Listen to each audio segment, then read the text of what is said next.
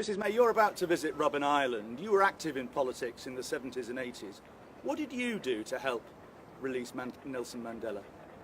Well, I think what is important is what the United Kingdom did and some of the actions... What did you do? What did you do? Did you go on protests?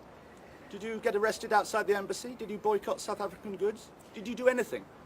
I think you know full well that I didn't go on protests, Michael.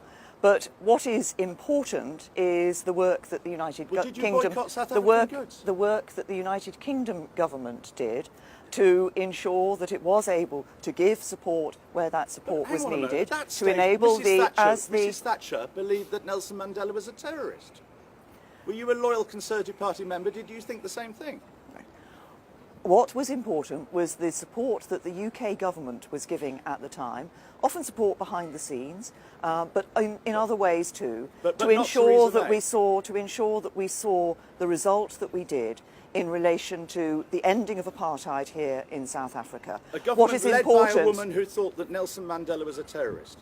Now you're going to be going to Robben Island. Aren't you going to be feeling guilty that at the time Nelson Mandela was on Robben Island, you, Theresa May, did nothing to help his release, you personally? What I will be feeling, I think, when I go to Robben Island, is to recognise the immense statesmanship of a man who spent so many years incarcerated, and when he came out of that incarceration, had that breadth of vision and that calm approach that has enabled South Africa to be built into the country that it is today. A country with which we, the United Kingdom, have long historical links, but for obvious reasons, but also with which we can forge a new partnership for the future.